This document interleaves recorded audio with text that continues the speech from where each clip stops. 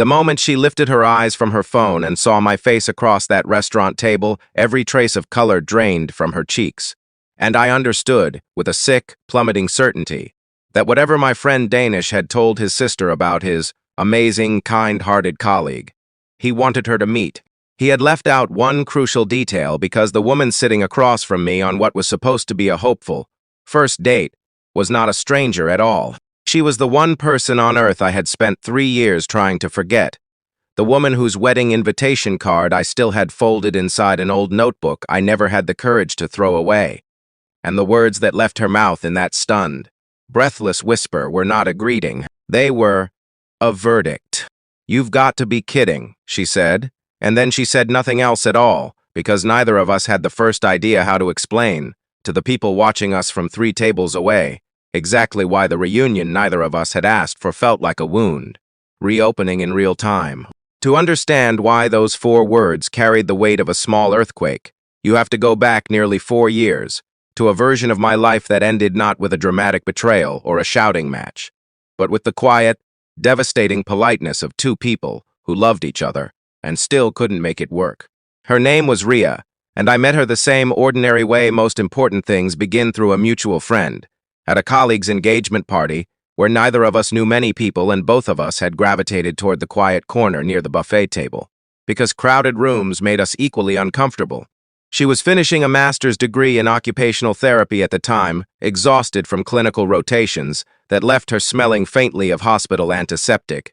even after she'd changed clothes. And I was 2 years into a marketing job I didn't particularly love, but hadn't yet found the courage to leave. We talked for over an hour that night about nothing important, a television show we both watched, a mutual dislike of cilantro, the absurd cost of parking downtown, and by the time the party ended,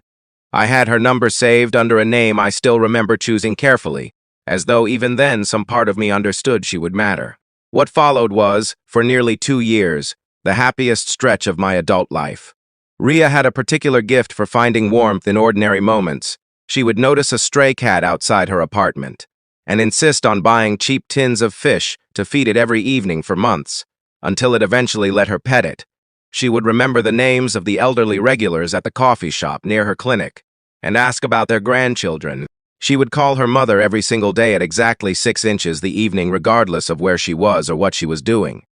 A ritual so consistent, I could set a clock by it. She made me a better version of myself, not through pressure or criticism, but simply through proximity. The way spending time near someone genuinely kind tends to soften the rough edges you didn't realize you were carrying.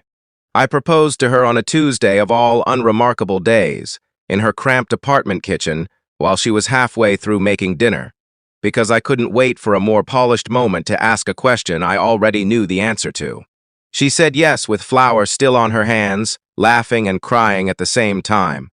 And for exactly 4 months afterward, I believed I had found the one uncomplicated certainty of my entire life. Then her father's health began to fail, quickly and cruelly, a heart condition that had been quietly worsening for years, finally announcing itself in the form of 2 consecutive hospitalizations, and Ria's entire family situation shifted overnight. Her father needed specialized cardiac care that was only reliably available in another country, where her elder brother had already been living and working for several years, and the family made the difficult decision, as a unit, to relocate together so her father could receive consistent treatment and her mother wouldn't be managing his care alone. Ria was given an impossible choice with almost no time to make it stay behind and continue building the life we had started together, or go with her family during what might be her father's final years, finishing her clinical training in a new country and starting over professionally in a system she'd have to learn from scratch. I want to be honest about what happened next, because this is the part of the story where I stopped being a good partner and became, instead, a frightened man who mistook his own fear for practicality. I told her, gently at first and then with increasing insistence, that we should simply postpone the wedding, that her father's illness didn't have to mean the end of everything we'd built, that long-distance relationships survived. All the time with enough commitment and video calls and patience. What I didn't say, what I didn't even fully admit to myself at the time, was that I was terrified of being left behind, terrified of loving someone enough to wait indefinitely for a future. that had no guaranteed date attached to it, terrified in the same quiet, cowardly way that convinces otherwise decent people to protect themselves instead of showing up fully for the person they claim to love most. Ria, for her part, was drowning in her own guilt and grief, trying to be a devoted daughter and a devoted partner simultaneously, and finding that the math simply didn't work, that there weren't enough hours or enough of herself to satisfy both loyalties at once. We fought more in those final 2 months than in the entire 2 years preceding them. Not loud, dramatic fights, but the exhausting circular arguments of two people who loved each other, and still couldn't find a solution that didn't require one of them to sacrifice something irreplaceable. The ending, when it finally arrived, was almost anticlimactic in its quietness. Ria sat across from me at her kitchen table, the same table where I had proposed, and told me, through tears she was clearly trying to hold back out of some misguided sense of dignity, that she couldn't ask me to wait for her indefinitely, and she couldn't ask her dying father to wait for her to finish a relationship before she came to be with him. She said she loved me, and she believed I loved her, but that love apparently wasn't always enough to overcome timing and circumstance, and that she would rather end things honestly now than watch us slowly resent each other across an ocean for years. I didn't fight for her the way I should have. I told her I understood, because some cowardly part of me was almost relieved to have an exit that didn't require me to actually choose uncertainty over safety. We returned the engagement ring to the jeweler together, in a silence so heavy, I still remember the specific sound of the shop's door chime.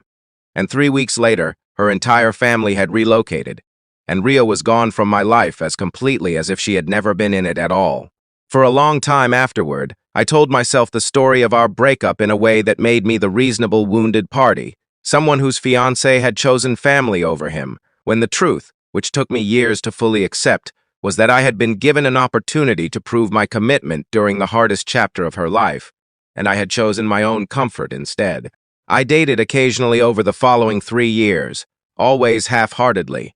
always comparing whoever I was with to a memory I refused to examine honestly. My friends, increasingly concerned, began setting me up on the kind of well-intentioned blind dates that friends arrange when they've grown tired of watching someone hide behind excuses. And it was in exactly this spirit that my colleague and close friend Danish approached me on an unremarkable Thursday afternoon at work, insisting that his younger sister, recently returned from several years abroad, was exactly the kind, grounded woman I needed in my life, and that he had already told her all about me and arranged a dinner for the following weekend. I agreed, mostly to stop Danish's persistent nagging, without asking a single question about his sister beyond her name, which he mentioned only in passing, and which I promptly forgot in the busyness of the following week. I want you to understand that I walked into that restaurant with no suspicion whatsoever, expecting an ordinary, mildly awkward blind date with a woman I knew nothing about,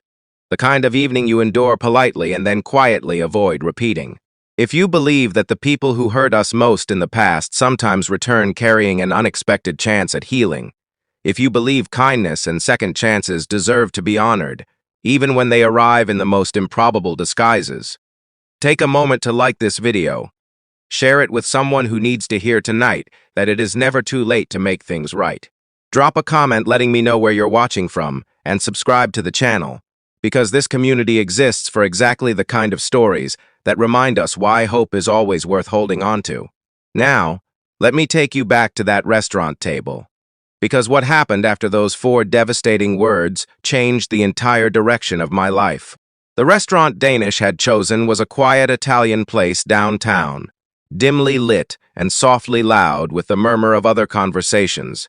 the kind of place designed for exactly the sort of tentative, hopeful first date I had expected to have. I arrived 7 minutes early, as I always do, and was shown to a corner table by a host who assured me my date would be along shortly. I spent those 7 minutes checking my phone, straightening my collar, rehearsing the kind of harmless small talk you prepare for someone you've never met, and none of that preparation remotely equipped me for the moment. A familiar figure walked through the restaurant's front door, scanning the room for a table, and locked eyes with me from 20 feet away. Ria had changed in small, visible ways. Her hair was longer than I remembered. She carried herself with a settled confidence that hadn't quite been there 4 years earlier. There was a faint scar above her left eyebrow that told a story I didn't yet know. But her eyes were exactly the same, and the recognition that passed across her face was so immediate and so total that I watched. In real time, her entire body language shifted from anticipatory to devastated in the span of 2 seconds. She approached the table slowly, as though some part of her hoped the walk might reveal this to be a mistake. A different man who merely resembled the fiancé she had left behind. And when she finally stood beside the chair across from me, she looked down at her phone one more time, presumably checking the name Danish had given her, and then looked up at me with an expression of pure disbelief, and said the words that would echo through the rest of this story. "You've got to be kidding." For a long, suspended moment, neither of us moved. The restaurant continued around us, waiters passing with plates of pasta, other tables laughing at conversations we couldn't hear, entirely unaware that 4 years of unresolved history had just collided at table 12. I finally found my voice enough to ask her to sit, not because I had any idea what to say next, but because standing there in the middle of the restaurant felt somehow worse than sitting across from the woman I had once planned to marry and then failed to fight for. She sat, stiffly, setting her purse on the empty chair beside her like a small barrier, and for several minutes we simply looked at each other, both of us clearly processing the same impossible question. How had neither of us known that Danish, my close friend and colleague of 6 years, was actually Ria's older brother? The very brother whose relocation abroad had precipitated the end of our engagement in the first place. The answer, once we pieced it together through halting, careful conversation, was almost absurdly simple. Danish had joined my company only 2 years earlier, well after Ria and I had already separated, and in all our conversations about family over those 2 years, I had simply never mentioned the specifics of my broken engagement in enough detail for him to connect the dots, referring to it only vaguely as a relationship that ended when circumstances got complicated. Danish, for his part, knew that his sister had ended an engagement abroad before their move, but Ria, protecting her own privacy and perhaps her own lingering grief, had never told her family the name of the man she had almost married, referring to him only as Simone from before. In the rare moments the subject arose. Neither sibling had any reason to suspect that the brother's trusted work friend and the sister's ex-fiancés were the very same person, and so Danish had spent weeks enthusiastically describing me to Ria as a kind, steady, hard-working man he thought she should meet, entirely unaware that he was describing, in loving and unknowing detail, the very man who had once failed to fight hard enough for his sister's future. We sat in that restaurant for nearly 2 hours that night,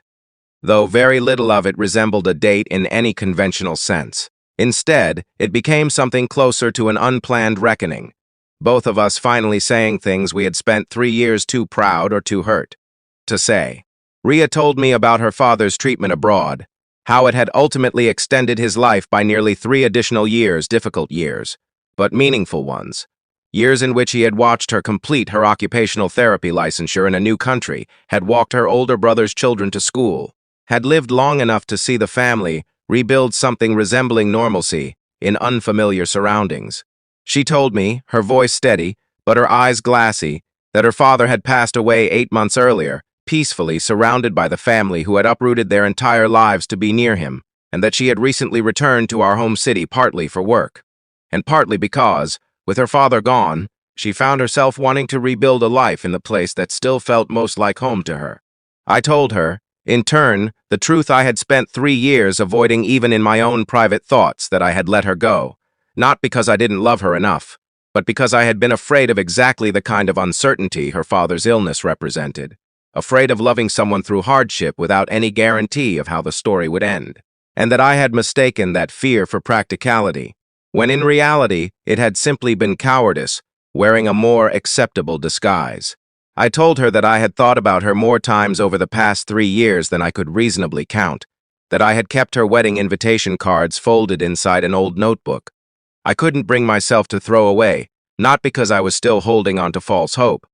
but because throwing them away had always felt like admitting that the love itself had been disposable, when I had never actually believed that to be true. Ria listened to all of this with an expression I couldn't fully rid, somewhere between old hurt and cautious understanding, and when I finished, She told me something that reframed the entire 3 years I had spent quietly punishing myself. She said that she too had carried guilt over how things ended, wondering for years whether she should have fought harder to make the long-distance arrangement work, whether her father would have wanted her to sacrifice her own happiness so completely for his care, whether choosing her family over her fiancé had been an act of devotion, or simply the safer, more socially acceptable choice available to her at the time. She said that grief, especially the anticipatory kind that stretches out over years of a parent's declining health, has a way of making people abandon nuance entirely, forcing impossible binary choices onto situations that actually deserved more patience and creativity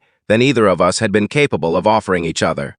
In that frightened, compressed window of time, we didn't resolve anything that first night. Not really. We agreed somewhat awkwardly that whatever had just happened was far too complicated to process over a single dinner, and we parted ways in the restaurant parking lot with a strange tentative promise to talk again soon. Neither of us entirely sure what again soon was supposed to mean between two people whose shared history included both a broken engagement and, apparently, one deeply confused, matchmaking brother. Danish, when I told him the truth the following Monday at work, went through nearly every stage of disbelief in the span of 10 minutes. First insisting I must be mistaken, then falling into a stunned silence once I described enough specific details about Ria's father's illness and their family's relocation that the coincidence became undeniable, and finally dissolving into a kind of horrified, apologetic laughter, repeating over and over that he had genuinely had no idea, that if he had known even a fraction of the history, he would never in 100 years have arranged that dinner. He apologized to me repeatedly over the following days, clearly worried he had reopened a wound neither of us had asked him to touch, and it took considerable reassurance on my part to convince him that whatever discomfort the evening had caused, I didn't regret it happening, because for the first time in 3 years, I had actually said the things to Ria that I had spent that entire time rehearsing silently in my own head and never delivering. What followed over the next several weeks was cautious, deliberate, and entirely unlike the whirlwind ease of our original relationship, years earlier. Ria and I began meeting for coffee, always brief, always carefully framed as catching up, rather than anything more romantically loaded, both of us clearly protecting ourselves against the possibility of repeating old mistakes without first understanding whether we had actually changed enough to deserve a second attempt. She told me more about her years abroad, the exhausting process of requalifying her professional credentials in an unfamiliar healthcare system, the small victories of building a new patient caseload from scratch, the particular loneliness of watching her father's health slowly decline despite the best care 2 countries could offer. I told her about the aftermath of our breakup on my end, the year I had spent barely functioning before forcing myself back into some semblance of normal life.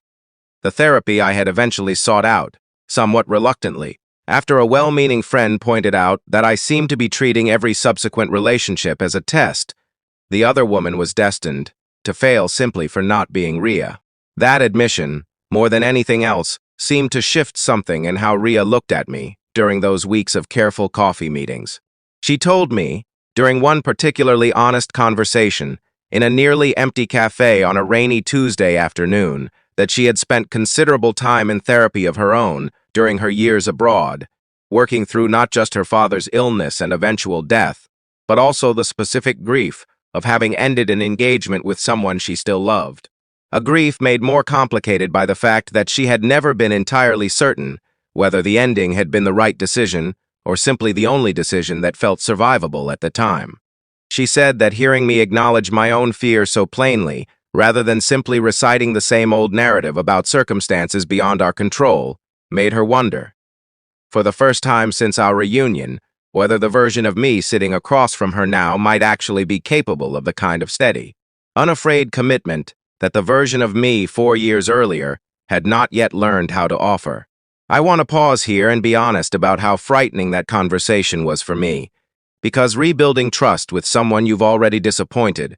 once carries a very particular kind of vulnerability. It would have been far easier in some ways to simply enjoy Ria's company as a rekindled friendship and never risk asking for more, protecting myself from the possibility of a second failure the same way I had once protected myself from the uncertainty of her father's illness. But I had spent 3 years learning slowly and painfully that protecting yourself from potential heartbreak by refusing to fully show up for the people you love doesn't actually protect you from anything. It simply guarantees the quieter, more permanent heartbreak of watching something precious slip away because you were too afraid to reach for it, honestly. So on an evening in early winter, nearly 4 months after that shocking reunion at the Italian restaurant, I asked Ria to meet me at the same coffee shop near her old clinic where she used to greet the elderly regulars by name. A detail from our original relationship I had never forgotten, even during the years we were apart. I told her without hiding behind jokes or vague hints the way I had once hidden behind cowardice, that I understood if she needed more time, if the wounds from our first ending were still too tender to risk reopening, but that I wanted her to know clearly and without ambiguity that I was not interested in simply being her friend. That I had spent 3 years understanding exactly what I had lost when I failed to fight for her, and that if she was willing to consider it, I wanted the chance to prove, through consistency rather than promises, that I had become someone capable of loving her through uncertainty rather than only through comfortable circumstances. She didn't answer immediately, and I made myself sit with that silence rather than filling it anxiously the way I might have years earlier. When she finally spoke, she told me that she had been waiting, quietly and perhaps unfairly, for me to say something like that since the night we reunited, but that she had needed to see, over these months of careful coffee meetings, whether I had actually changed or whether I would simply repeat the same patterns under different circumstances. She said that watching me sit patiently through her uncertainty, without pressuring her or rushing the process, had told her more about who I had become than any speech could have. She said yes, cautiously but genuinely, and asked only that we take things slowly this time, building trust deliberately, rather than assuming the foundation we'd once had could simply be picked back up, exactly where it left off. We dated seriously for the following 1.5 years, and I would be lying if I told you it was without its difficult moments, because rebuilding trust after a broken engagement is not a single triumphant conversation, but a long series of small, consistent choices that either confirm or undermine each other over time. There were nights Ria grew quiet and distant, clearly working through some old fear that I might once again choose comfort over commitment when circumstances grew difficult. And I learned gradually that the right response to that fear was not defensive reassurance, but patient, demonstrated consistency, showing up reliably enough, over enough time, that her nervous system, and not just her rational mind, began to trust that I wasn't going anywhere. There were moments I struggled too, old insecurities surfacing about whether I would ever fully earn back what my earlier fear had cost us, whether some part of her would always measure the current version of me against the man who had let her go once already. But slowly, through consistent Tuesday dinners and difficult honest conversations and the accumulated weight of small promises kept, we built something that felt different from what we'd had before,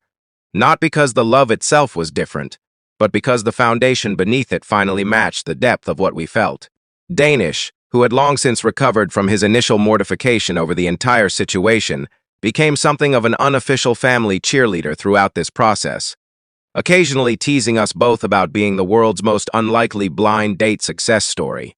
though never without genuine warmth beneath the humor. Ria's mother, when she finally learned the full history of who I was, held my hand for a long moment during our first proper meeting since the reunion, and told me, with the particular directness of someone who had spent years watching her daughter's grief up close, that her husband, before he passed, had once told Ria that the men worth waiting for were the ones who eventually understood their own mistakes clearly enough to correct them, and that if her late husband had lived to see this reunion unfold the way it had, she believed he would have recognized in me exactly the kind of quiet redemption he had hoped Ria might eventually find. I proposed to Ria again this past spring, nearly 5 years after our original engagement had ended in that same quiet kitchen, though this time I chose a location with far more intention behind it, the same restaurant, where Danish had unknowingly reunited us. At the very same table where she had once looked up from her phone and told me I had to be kidding. I told her, kneeling beside that same table while other diners slowly noticed and began quietly watching, that I understood the strange and improbable nature of this particular love story, that most people don't get the chance to fully repair a mistake, as significant as the one I had made years earlier. and that I intended to spend the rest of my life proving that the version of me she said yes to this time was permanently, unshackably committed to showing up for her through every uncertainty life might still bring us. This time, she said yes without a single second of hesitation, and the restaurant, entirely unaware of the years of history behind the moment, broke into genuine applause. If this story has moved something in you tonight, if it reminded you that second chances sometimes arrive disguised as the most improbable coincidences, that the people we failed to fight hard enough for can still, under the right circumstances, become the people we finally learn to love correctly. Please take a moment to like this video and share it with someone who needs to believe that redemption is still possible for them. Let me know in the comments about a time in your own life when an unexpected reunion changed everything you thought you understood about a closed chapter of your story. This community means more to me than you know, and stories like this one exist because so many of you keep showing up to remind each other that hope is always worth the risk. Before I close this story, I want to ask something small of you. If the idea of a second chance, arriving exactly when you least expect it, and in the most unlikely disguise, means something to you tonight, type the word hope in the comments below. I want to know how many of you are quietly waiting for your own improbable reunion, your own unexpected chance to make right what fear once cost you. Ria and I were married this past autumn, in a small ceremony attended by both of our families, including a very proud and still slightly disbelieving Danish, who gave a wedding toast that opened with the line, "In my defense, I really had no idea," to a room full of laughter that only those closest to us fully understood. We have started slowly and deliberately, building the kind of ordinary, steady life we once lost the chance to build together. One built this time not on the fragile hope that circumstances would stay easy, but on the tested, demonstrated understanding that we could weather difficulty honestly and still choose each other on the other side of it. I still have that old notebook, the one where I kept her original wedding invitation folded away for 3 years, and I showed it to her recently, half expecting her to find it strange or sentimental in an uncomfortable way. Instead, she held it for a long moment, traced the edge of the folded paper with her thumb, and told me that some part of her had always hoped I was keeping a piece of us somewhere safe, waiting for the day we might need it again. If there is one thing I hope you carry away from this story tonight, it is this. The mistakes we make out of fear do not have to be the final chapter, and sometimes, the very people we once failed to fight for are given back to us, improbably and unexpectedly, as one last chance to finally get it right.